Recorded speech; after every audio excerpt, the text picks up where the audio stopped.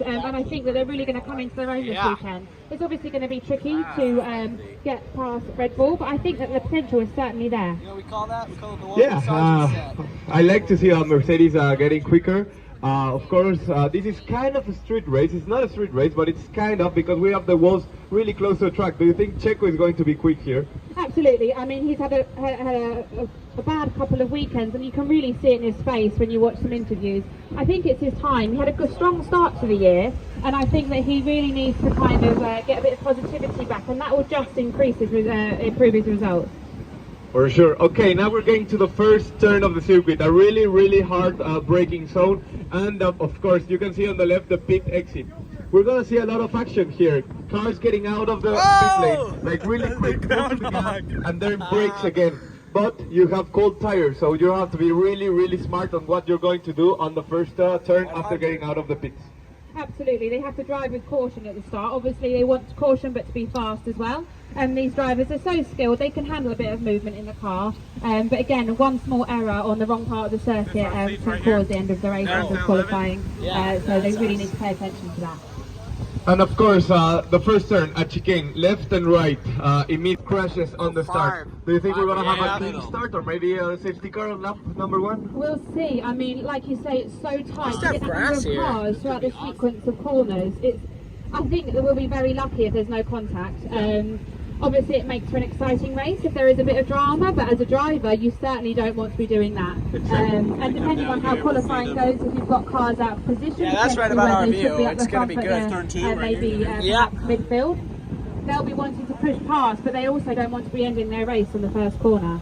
I'm sure we're going to see a surprise in qualifying because the Canadian weather. We might have some rain, we might have a sunny day, we might have clouds.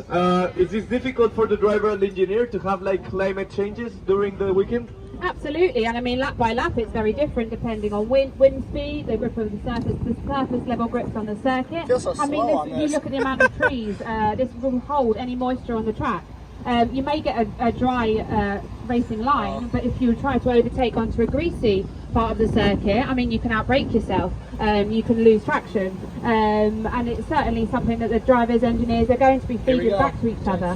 They want to be looking after those tyres, and they want to be looking after brakes. It's a circuit that's notoriously hard on the brakes. You've obviously got the really tight, very slow corners, but they do have a bit of a breather, a bit of time to cool down on the open straights.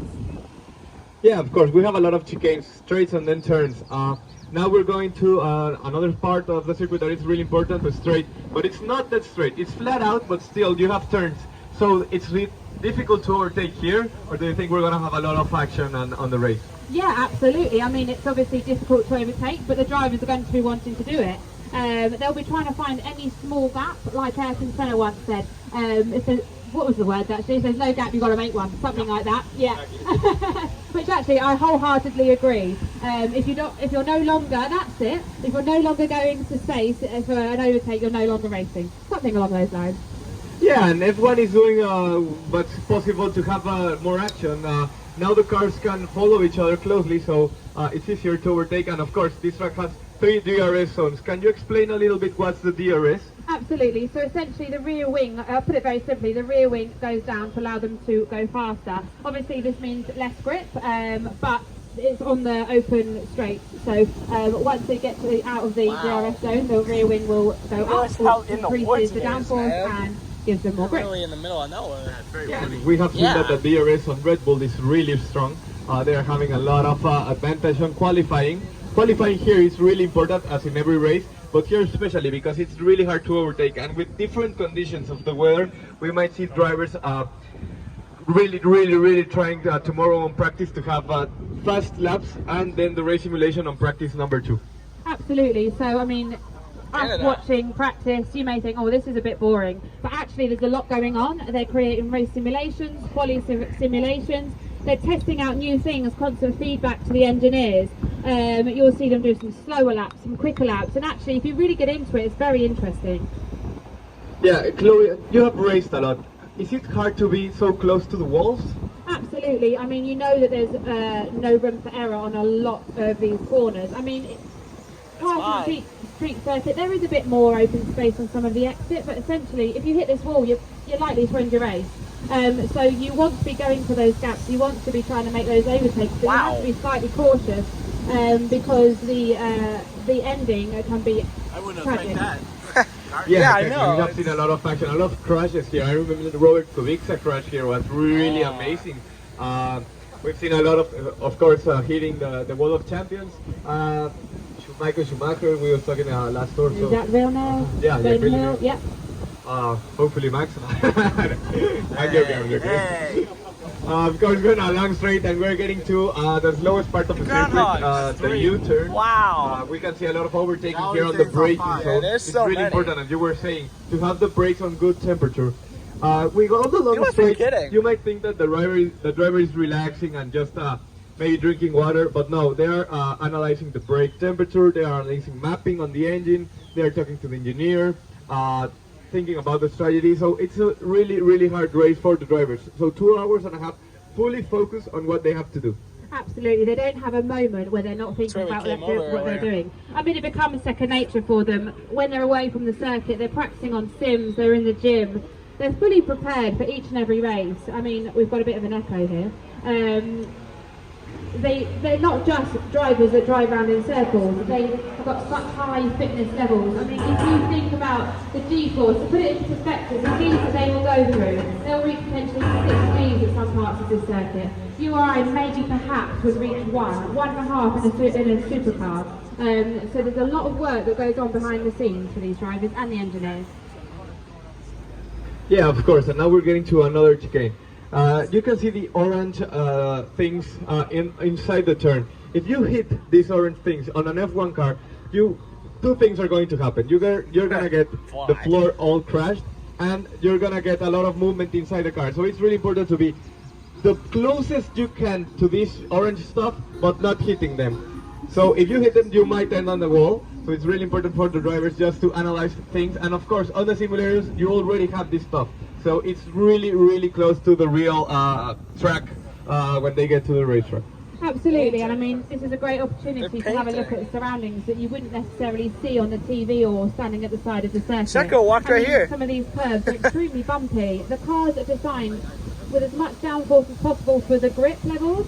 Once that is unsettled by a bump on the road or the bumpy apex point, that can change the dynamic of the car, and the drivers will have to counteract that, and essentially it would slow them down. Yeah, exactly. And if we have a sunny race on Sunday, the temperatures inside the car are really important. So the drivers are losing up to 2 kilos, of course, of water, but it's really, really hard for them. I remember Carlos Sainz fighting with Max Verstappen last year. He went out of the car really exhausted. So they have been working out a lot, but still, we came from 2 races, really difficult part of the calendar for them. So do you think that the physical part is going to be important on Sunday? Yeah, absolutely. Like you say, more so if it's an extremely hot day. They're only allowed to say up to a litre of water, I believe, in the car. So they have to really monitor their levels of, say hi to the other guys on the other track, and they have to monitor those levels of water because it's got to last the entire race. I mean, obviously they want as little extra weight on those cars as possible, which means that they have to practice driving, being in heat temperatures with less water than usual, and they're constantly preparing, so it means that they will make sure that they're perfectly hydrated before the race, their food intake is correct, giving the right amount of energy. So it really is, there's so much more that goes into it. And I mean, just take a look back how tight that corner, you can imagine, I mean, to go from such high speeds up to 340 kilometers an hour to, I don't know, maybe 80. So that is an extreme change in speed. The amount of tyre wear on that. I mean, the circuit's known for the tyre degradation. I mean, that is something that they have to really think about. I mean, they want to increase their speed for as long as possible, and if they're not looking after their tyres, it can really affect the outcome of their race. Yeah, for sure. And remember, a safety car changes everything because it's 4 or 5 laps with no tire wear. So it's really when the safety car goes out, the engineers start working. We can see the girl from logistics in Red Bull. She's really, really good. She has won a lot of races at Red Bull because of her. So they are working right now on race simulations, on simulating and everything, so they can see what's going to happen. Also, last year race, it's really important for the information because it was on the same weekend, so the weather is going to be really similar. Absolutely, and I mean these tyres, going back to tyres, they reach their maximum performance at a certain temperature. So, like you said, with the safety car, you'll see them weaving down the road to try and maintain that temperature. Obviously, they don't want them getting too hot; that damages the tyre. But if they're too cool and the safety car hits, and they need to be on it, they need to keep those temperatures, and that all gets fed back to the engineers. So they can kind of give direction and give requests to the driver as of what to do and when. Yeah, of course. We're on the longest straight of the circuit, and we're going to do 2 last turns. Obviously, the Champions World, we're going to show it right now. We might see some action, maybe from tomorrow.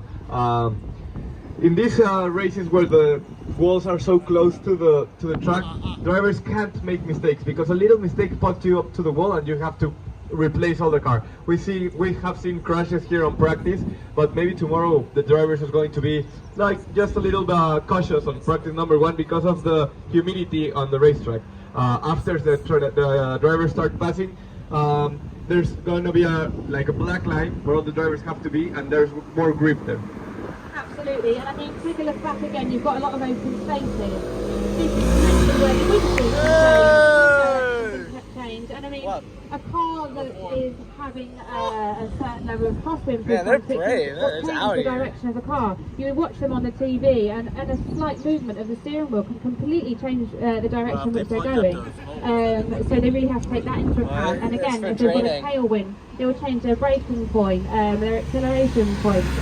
So like we said earlier, they really have to take into that account at every moment on the circuit. Yeah, and another difficult part of this circuit is a pit entrance because it's on the straight and then just head down. But if you start braking early, you might have another car just staying behind you, and you can't tell the other driver that you're going to pit. So it's really difficult for the driver behind, so just to be cautious with that. Absolutely, I think this is one of the trickiest pit entrances on the calendar, I believe. I mean, they don't have brake lights. I mean, they have a drag light, but I mean, essentially it's not the same. You don't know how hard they're pushing on that brake pedal. To go into the pit entrance, they're just essentially easing off. They want to be going in as quick as possible to make that pit stop as short as possible. This is the last 2 turns of the circuit. We can see the orange sausage, we call it sausage here, and they move a lot the car, so you can't hit it. Absolutely, I mean they'd have very sore bums, wouldn't they, if they went over those sausage curves. The drop-off is insane from one to the other. We are reaching the end of our tour here. I mean, enjoy the rest of the afternoon. As you can see here on your right, it's the what we call the Wall of Champions. This is where in 1999 we had those 3 drivers hit that wall extremely hard, and it's only since then that they started calling it the Wall of Champions. So take a look. I mean, there's no time marks there really. There potentially may be by the end of the weekend. So thank you so much everybody for joining us on this tour. We will let you know when you can get off. We'll have to park up first. But thank you so much, Santiago, for joining me here. We've had a great time, haven't we? Thank you, Chloe, and please have a round of applause for Chloe. Thank you, guys. Thanks so much.